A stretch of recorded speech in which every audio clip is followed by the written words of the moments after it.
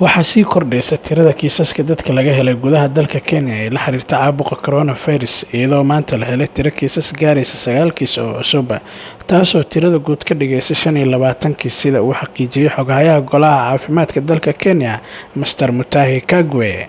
We have received confirmation of 9 people who have tested positive to the coronavirus disease.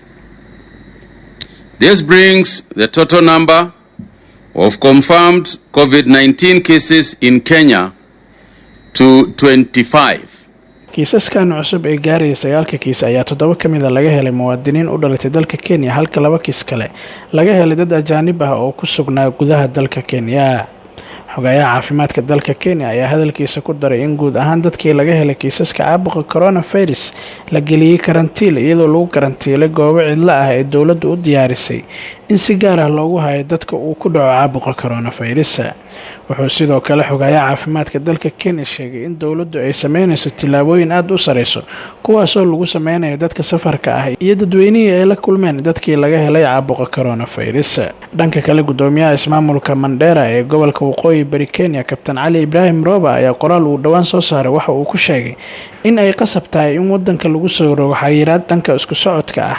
barasaabka ayaa hoosta ka xariiqay in tilaabadani oo la sameeyo ay tahay sida kaliya ee lagu xakameyn karo faafidda cudurka coronavirus. sidoo kale madaxweynaha dalka Kenya Mr. Uhuru Kenyatta ayuu ka codsaday inuu tilaabo degdeg ah ka qaado si loo xakameeyo tirada kiisaska dadka laga helayo caabuqa coronavirus ee sii kordhaysa.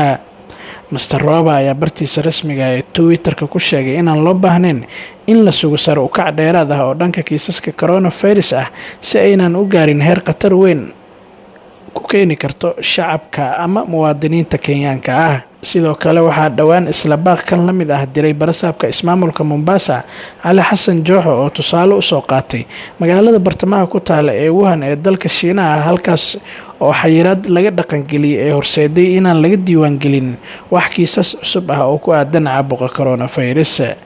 Abdiraxmaan Atoore wararka 5 TV Nairobi.